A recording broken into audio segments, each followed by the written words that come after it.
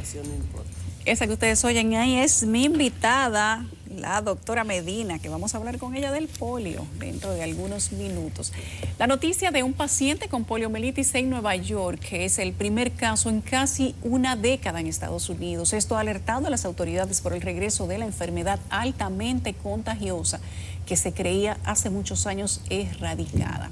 Hoy hablamos de eso con la doctora Jacqueline Medina, justamente presidente del Subcomité Distrital de Polio Plus del Rotary Internacional. Doctora, buenas noches. Buenas noches, Yulisa. Gracias por venir. Siempre a la orden. Se quedó hasta tarde aquí esperándome. Gracias, doctora. Sí.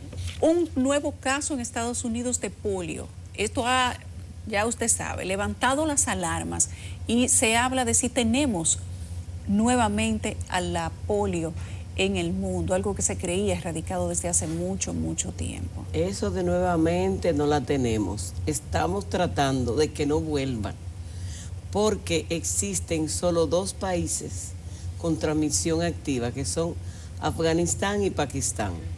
Todos conocemos por los medios las razones por las cuales se mantiene esos casos en esos 2 países. ¿Por qué, doctora? Dígalo para la gente que no sabe. Por las contiendas bélicas, el descuido en la vacunación de los niños y todo lo que conlleva el que la población tenga que movilizarse de un lugar a otro para sobrevivir. Entonces ese movimiento hace que las coberturas de vacunación en Afganistán y en Pakistán no se alcancen al nivel adecuado, que es un 95% de todos los niños vacunados.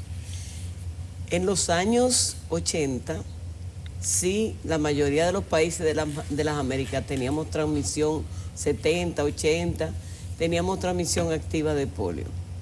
Pero en República Dominicana se erradicó en el 1985 y fuimos certificados en el 1994 por la Organización Mundial de la Salud como país libre de la poliomielitis. ¿Recuerda usted, doctora, cuántos niños se habían contagiado de polio para el 1985? 385,000 en el mundo entero. O sea que no son 3 niños.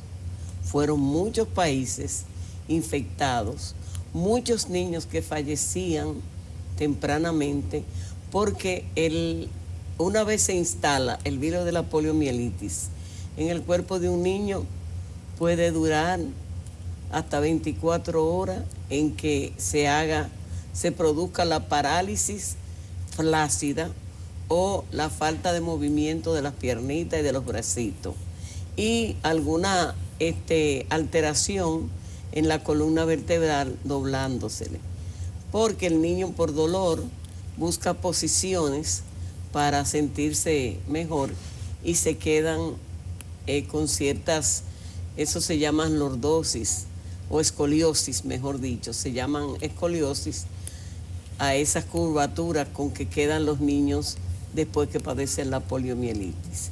Nosotros, Rotary International, que es una institución sin ánimos de lucro, constituida por profesionales y empresarios, luchamos desde 1979 para erradicar la poliomielitis de la faz de la tierra.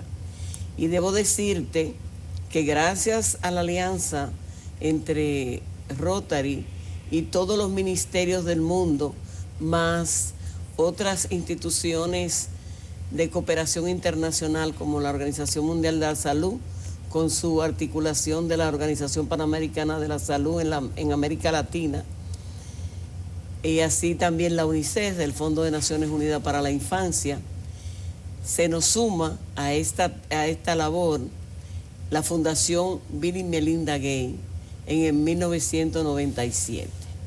Eso hace que se fortalezcan las acciones contra esta terrible enfermedad y estemos llevando o llegando a la etapa final de la misma hacia el 2026. Este caso nuevo que ha aparecido en Nueva York esta semana, ¿cómo podríamos catalogarlo? ¿Un caso aislado? Son casos aislados y asociados a derivados de la vacuna. ¿Qué quiere decir eso? Que esa persona entró en contacto con la materia fecal en algún objeto contaminado, en algún alimento contaminado, con alguien que ya fue vacunado. Porque cuando la gente se vacuna, eso es lo que la gente no entiende, lo que te están inyectando es el mismo virus o la misma bacteria, en caso de que se tratara de una bacteria, pero porque el cólera es una bacteria, te están inyectando en forma atenuada, o sea, que no te produzca la enfermedad, pero que sí te estimule a que tu organismo produzca los anticuerpos. Lo que pasó con la vacuna de la COVID-19. Nos inyectaron en el virus de la COVID, el SARS-CoV-2 que nos estaban poniendo, pero en un proceso de ingeniería genética donde se llevan a niveles que no produzcan la enfermedad, pero sí que el organismo responda a ese organismo extraño, que es a lo que llamamos antígeno, responda de una manera natural. Por eso cuando nos da una enfermedad infecto-contagiosa, sobre todo las prevenibles por vacunas, quedamos inmunizados de manera natural ante esa enfermedad. La gente que tiene influenza en este momento, que tenemos un brote de influenza. Y va a crecer. Va a crecer. Sí, porque van a llegar muchísimos viajeros de los países donde está circulando el virus, la influenza de tipo A, y va a llegar aquí. Y la de tipo B ya hace mucho que las conocemos. Y cada año el que circula es una mutación de los que ya hace mucho tiempo estaban circulando en diferentes países. O sea que las personas que tienen influenza en este momento no tienen que ponerse la vacuna cuando se le quite. No, si se la ponen, se les exacerba y le puede dar complicado, porque de repente adquieren otro tipo de virus de la influenza y entonces entran en competencia en el organismo de esa persona. Al que le da influenza, comprobado analíticamente, o sea, por un análisis de laboratorio de qué tipo fue, esa no le puede dar por cualquier otro tipo, pero quede inmunizado. Pero ¿para qué esperar que te dé? Si puedes complicarte, la vacuna no te va a complicar. La vacuna contra la influenza lo que va a hacer es protegerte, como la del virus de la polio.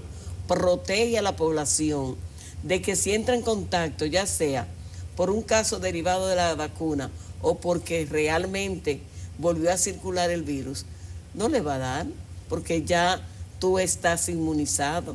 Obviamente, estar vacunado no es estar inmunizado.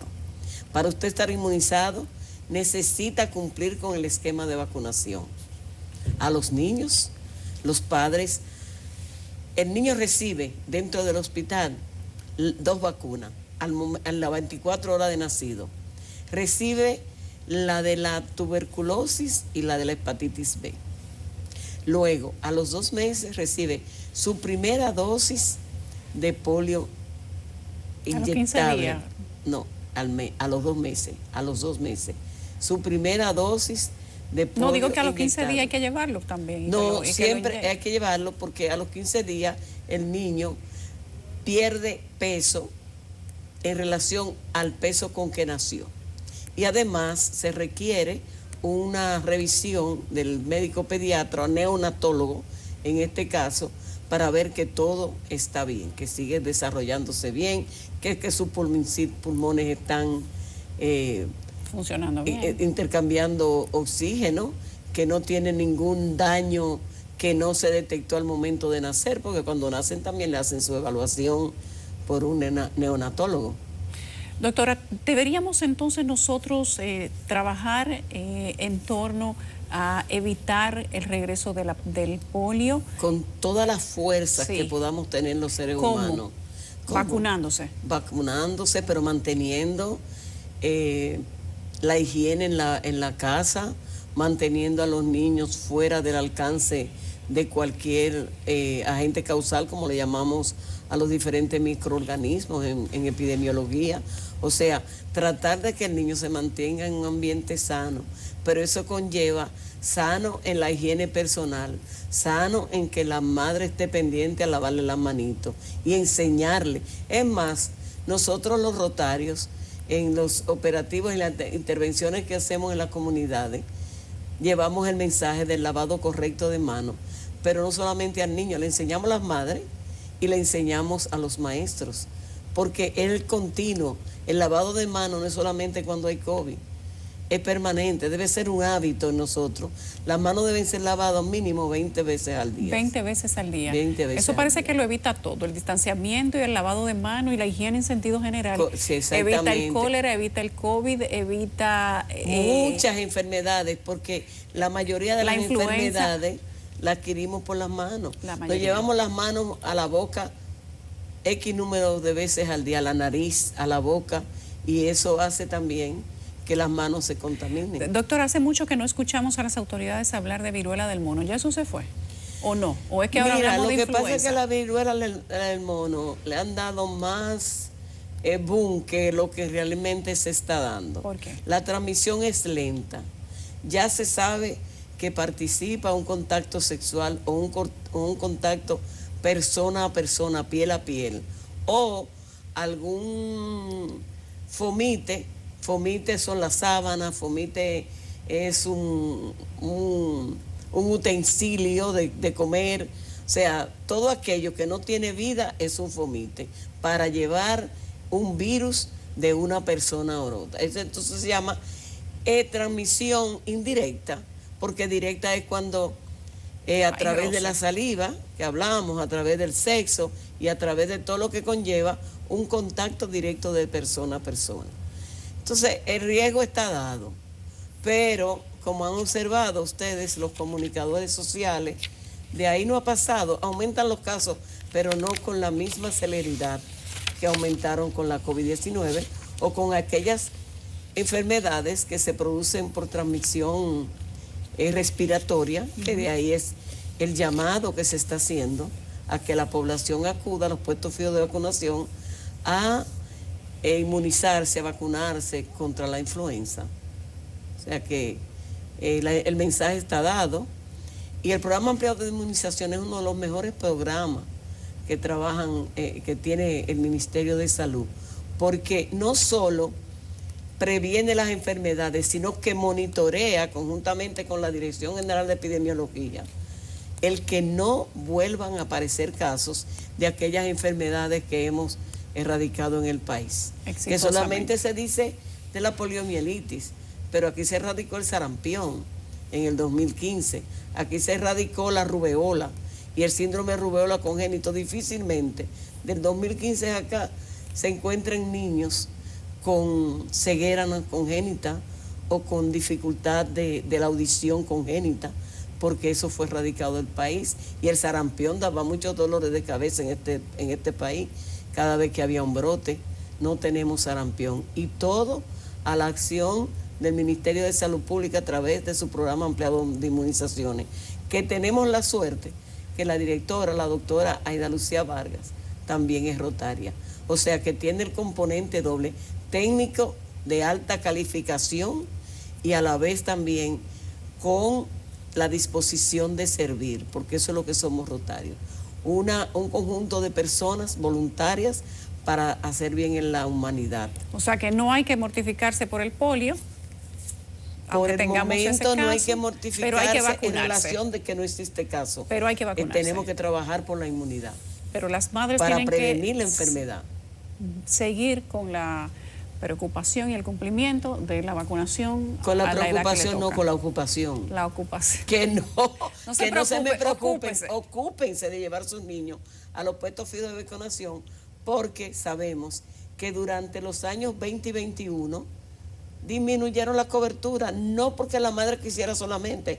Los puestos fijos de vacunación nunca cerraron, pero el temor a contagiar su niño y a contagiarse ella, pues hacía que había que quedarse en la casa, además el llamado al confinamiento y al distanciamiento. Entonces eso hizo que todos los programas bajaran su cobertura. Ahora, retomar el aumentar esa cobertura es compromiso de todos. Compromiso de la madre, compromiso del padre, compromiso de la familia, compromiso de la sociedad, compromiso de los comunicadores sociales, sumados a nosotros, las organizaciones con personas que dedican su tiempo en voluntariado para evitar que estas enfermedades nos vuelvan a afectar. Muy bien, doctora, gracias. Qué placer tenerla aquí.